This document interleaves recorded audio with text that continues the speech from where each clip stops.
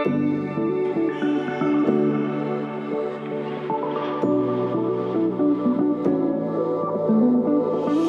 everyone, and welcome to the Missing Link for SLP's podcast.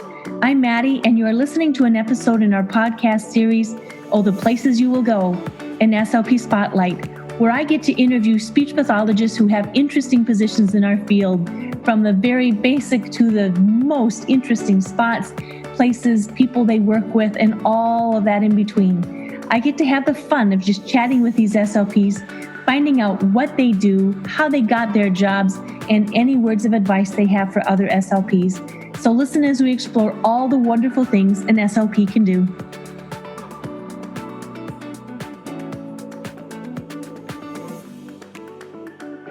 Here we are. Hello and welcome, Leanne Porter. This is we were just talking as we were getting started on how I get a little nervous starting, and Leanne's she's a cherry for me because she's one of those podcasters that I look up to. So she says her introductions are awkward as well. So now that is out of the way, the awkwardness of it all, welcome, Leanne, and we're glad you're here.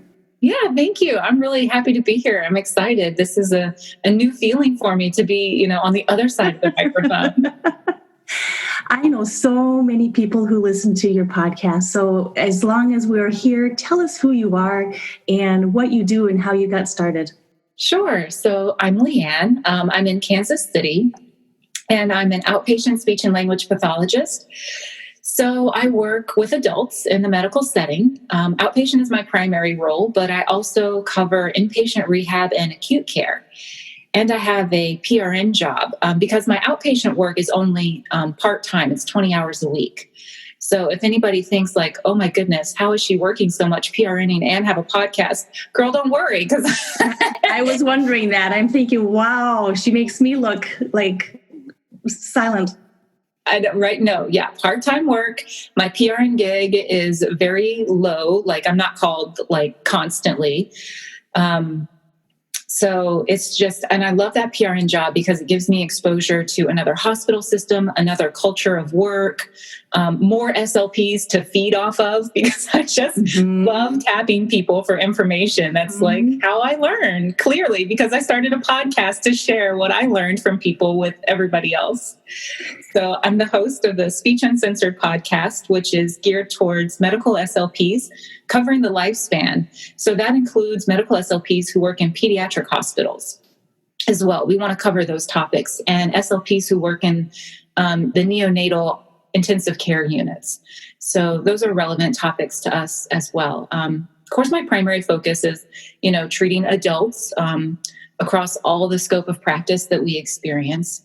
So I love being able to interview people on a vast variety of topics and learning more about the really interesting and niche things that we can do, like working on a burn unit. Like that was wild. I'm like, we do that? What? Okay, tell me more.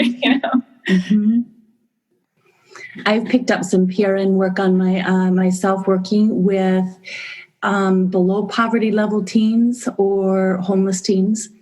Working with their cognitive language, speech along the continuum.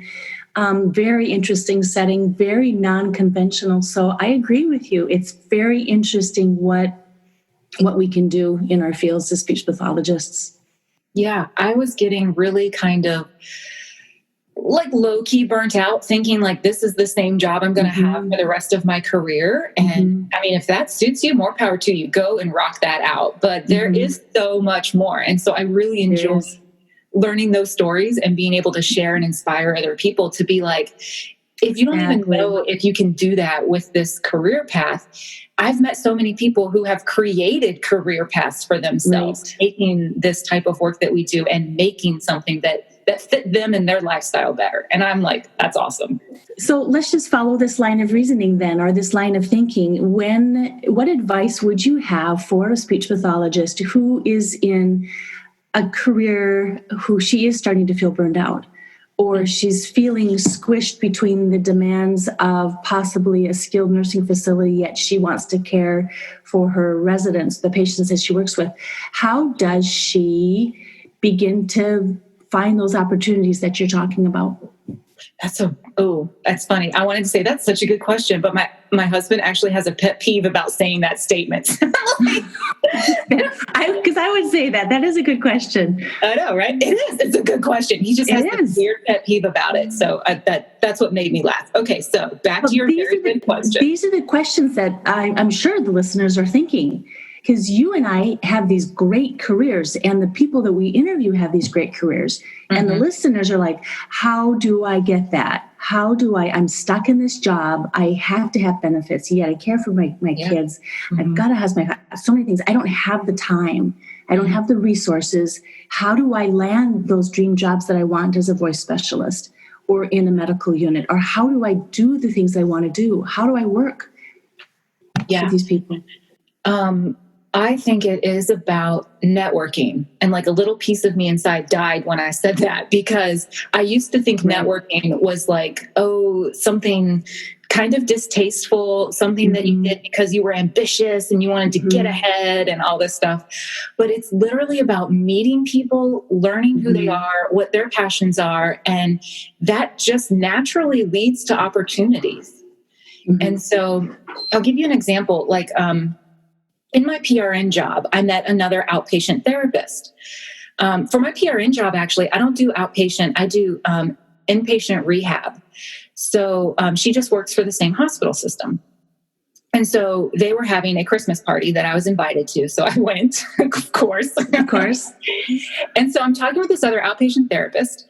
And I'm like, so what is like your favorite thing to treat? Like, what is your someone comes in the door with this diagnosis and you are jazzed. What is it? And she was like, Christmas. And I was like, that's so weird, because that's like something small within the big umbrella of head and neck cancer.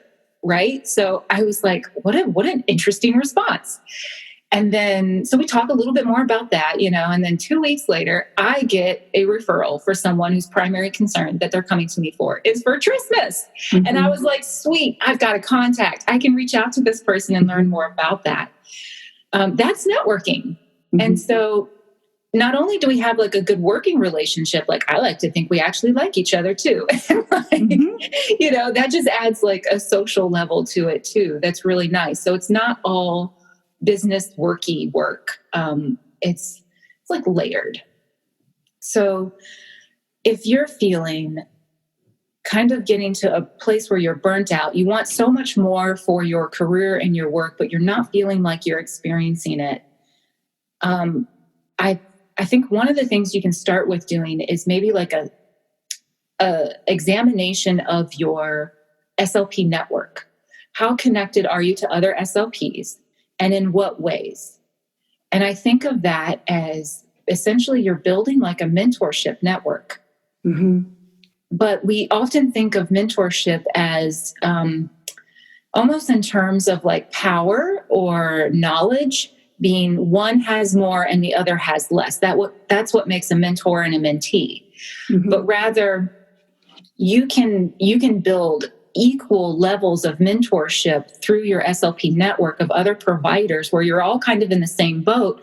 But like in my example with my other outpatient friend, she's very knowledgeable about trismus. So I'm going to go to her about those topics that she's very passionate about. She knows I'm more interested. Oh gosh, I've actually been thinking, man, what are you more interested in right now? I think right now for me, it's like life participation and making everything really functional for that patient in their home environment is kind of like what I'm really fascinated with right now.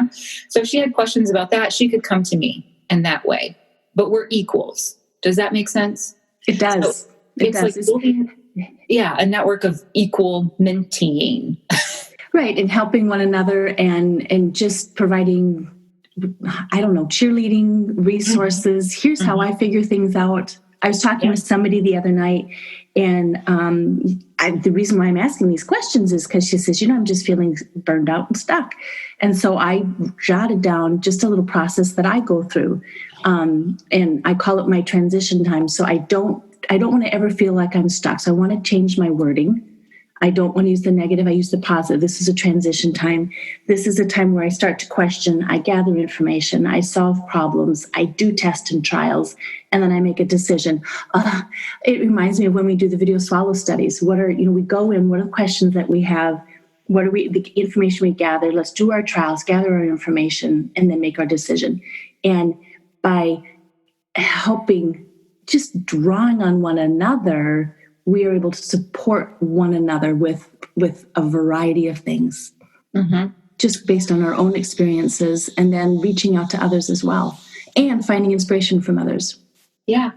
And, I use the example of somebody that I live in the same town with and that I see in person occasionally. But I also have a very similar relationship like that with a lot of SLPs that I've not met before, that I know just online by having similar interests. And in fact, one of them reached out the other day online, and she had this really awesome idea that she just wanted some feedback on. And I am here to support that idea. I think it's wonderful. I'm excited to see where it's going. So you don't always have to have people in your 10-mile radius. We can get creative, and we can use technology, and it works pretty well too. I'm so happy to hear you say that. Excellent, because the world is just smaller, bigger at the same time, and there are so many other speech pathologists out there who have some of the same thoughts, same struggles, same dreams, desires, aspirations. Yeah. And that's one of the things that I know you also do, Future Colleague Collaborative. Yes. Tell us about that. All right. So I'm really excited about that. And I love it so much. So it came about, of course, because of the COVID-19 pandemic. And on my Instagram stories page, students were kind of giving me their feedback on what their options were when their externships were interrupted and they could no longer provide that in-person treatment experience before they graduated. So they were using a tool called SimuCase, and their impression of it was, it's what we have now, but it's not real in-person experience. And they felt like they were just having to learn how to answer the questions correctly rather than, and that didn't necessarily translate to how they would treat somebody in person. So they were kind of disappointed by that type of disconnect. So I was like, all right, SLP people out there on the interwebs, what can we do to support our students right now as they're going through this? And another SLP reached out and told me that over in the UK, they started doing this gathering where an SLP would present on a topic and then give a case study so that the students could apply what they just learned to that case study and discuss it all online. And I'm like, that's such a great idea. Let's do that. So I asked for some help because everything works when you have help. And I can't do anything on my own. It takes a lot of help, which I'm really grateful for. So a lot of people were really involved and really excited about volunteering their time to create a 30-minute presentation on their passion, on what they love to share with other SLPs and other students. And so I was really happy to coordinate all of this with Teresa Richard of the Swallow Your Pride podcast. And we were able to do 2 SLPs every Tuesday, Wednesday, and Thursday night for the whole month of May. And at first I was like, I don't even know if we're going to get enough people who want to present. And I was like, you know what? It's fine, Leanne. Don't worry about it. If only one person volunteers for a night, then you'll just have that one speaker. And if nobody does, then you're off that night. It'll be fine. But we had such a beautiful overwhelming response. I had to tell people that there were no more spots, and I felt terrible. And I was so impressed with our SLP community for showing up. It was really inspiring. And then I absolutely loved being able to host. And then I tried to transition and have other people come in and host and kind of share that joy with other people. So really actually love hosting, clearly, because I have a podcast now. And I loved joining and just listening to my colleagues share their knowledge and insight. And I learned so much. I loved it. It's so great. I was one of your presenters, and I was honored, happy, excited to to do that for the community and talk about something that I was passionate about. And I listened to some of the other presentations as well. And it was like, there's people out there just like me who just love what they do, and we geek out on it. Yeah, we could talk like, yes. I co-presented with somebody. I followed her. We didn't co-present. And you gave us each questions time at the end. And both of us just had people asking more questions than we had time for. Yeah. And I absolutely love that. I'm really looking forward to doing this again in the future, and like what that looks like and how it can grow and build. And the other thing that I really loved about this was connecting students with SLPs. To begin that level of learning who knows what, who to go to for what. That's what I struggled with when I first got into the field. I had so many questions, and I had really great CF supervisor and another SLP mentor that was close to sort of being on site for me. Both of them were amazing SLPs, really helpful.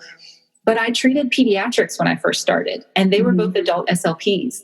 So they could help a little bit, but they couldn't answer all my questions for my pediatric patients. And that's when I realized, when I had the opportunity in grad school, I was not building those connections with other SLPs. I was not building a network of people to go to and to learn from when I had these questions. And then it took me till basically starting a podcast to learn that that's what I needed to do at the beginning. And so that's what I love encouraging people to do now. Is it's never too late to start that. Build that network. Build that network. As a podcaster, is there a story that stands out to you where someone has reached back to you and said, Leanne, you just really made a difference?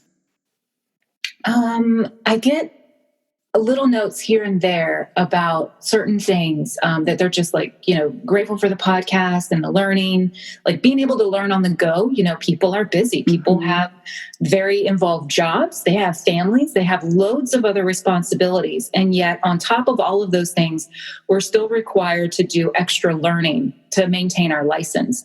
And our works don't always support giving us the time to do that on a regular basis.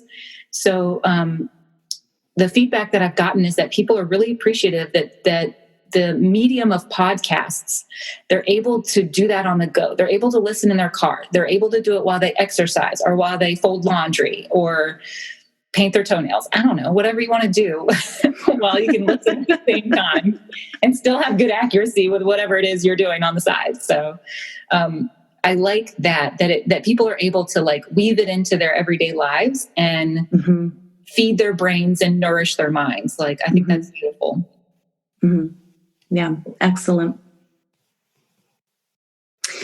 Next question. Where do you plan to go with your podcast from here? I don't know.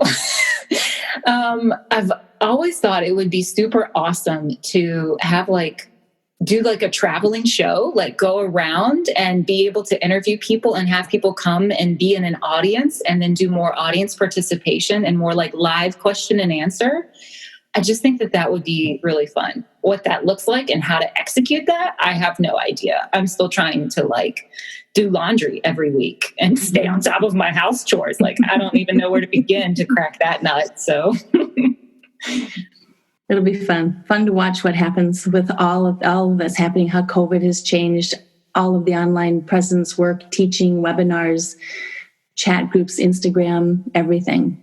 The world's changed, but I think in many ways it's bringing out the better in us by encouraging us. Yes, we've had to recreate. I'm very familiar with SimuCase as a professor, and our students were like, with SimuCase, you have a pre-brief, then you do the assessment, and then you have or the therapy, and then you have your debrief. And the students would ask questions like, well, this really doesn't make sense because I did this previous one. And so those are opportunities for learning, questioning, and just becoming better in our critical thinking skills. So neat opportunities that you've created with your podcasting and FCC and everything else. Yeah. Final words of advice for a new speech pathologist, what you wish you had known coming out. What I wish I had known coming out. Like that. Starting your either CFY or... So big because there was so many things I thought I should have known. Oh, you know what? I guess I could like circle back to this one. It's I'm like thinking out loud and it's awkward. Don't worry. I was awkward at the start of this whole entire podcast. These are, if we make this look really simple and easy, that means we've done a good job. Right? Yeah. It's not easy. No, it's not. It does. Yeah. It takes lots of practice. I don't know how applicable this would be to everybody, but I needed the tools to learn how to manage stress. I did not know that there were tools I could use. And so, because I was facing burnout, like right out of the gate. Like my first 2 years, I joined a Facebook group that was like, how can I exit this field? I know that group. Yeah. And I was like, oh gosh, Lane, I know that group. You just started. Why are you joining this group? Because I was just I wasn't feeling fulfilled. Mm-hmm. And that had many facets to it that would take a lot to unpack. But one of them was managing stress. And so if I had the tools to manage my stress in the different areas of my life, including my SLP stress, I think that would have brought a lot more clarity and peace and allowed me to focus more on learning the tools and just being a lot more calmer those first couple years. So in my podcast, I interviewed 3 different people, all different walks of life, who talk about managing stress or talk about burnout and talk about like tools to use. And so they're all over the place. That kind of makes it sound like it's not organized. It is. Like one of those episodes was with Tavana, and she talks about like overcoming burnout as a rehab professional. And she gave me some really awesome tools and insights that really helped. Another one was I interviewed Jessie Andricks, and she's like really involved in like managing SLP stress before it becomes burnout, like getting ahead of it. And it's all, of course, focused very specifically to the type of work we do and to our needs as rehab professionals. And then I also interviewed Ginger, who owns and runs like a multi-site private practice clinic in Tennessee. So she's like very much in the business aspect of the SLP world right now. And so she comes at it from a employee and employer perspective, which I think was really insightful and really helped give me another more rounded experience. So I found those interviews to be personally super helpful. And I've actually taken the things that I learned from each 3 of those women and put them into practice and have seen really good results in my own practice, in my life, just all over the place on how to manage stress. Sounds like an excellent response. Excellent ideas. So tell us the name of your podcast again. Speech Uncensored. So we can go back and find those interviews? Yes. Yep. They're on there. Every episode also has show notes where I link to the materials that the guests have given me so that listeners can learn more, dig deeper, and take what they've listened and heard and are ideally apply it to their lives in that case, or apply it to their practice. So Excellent. All those show notes are on speechuncensored.com. And I love feedback and I love hearing from people. And I do all of my engaging with like audience on Instagram. And that's at Speech Uncensored on Instagram. So feel free to find me there and interact with me there. Great. Thanks for your time. Yeah, thanks for having me. This was so much fun, Maddie. Yay! It was fun. Thanks.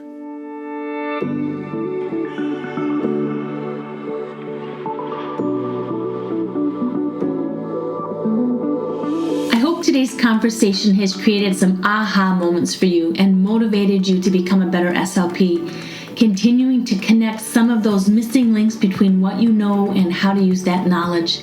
Thank you for downloading the Missing Link for SLP's podcast. And if you enjoyed the show, I'd love you to subscribe, rate it, and leave a short review. Also, please share an episode with a friend. Together we can raise awareness and help more SLPs find and connect those missing links and get the information needed to help them feel confident in their patient care every step of the way. Follow me on Instagram and join the Fresh SLP community on Facebook. Show notes are always available, so come learn more at freshslp.com. Let's make those connections. You got this.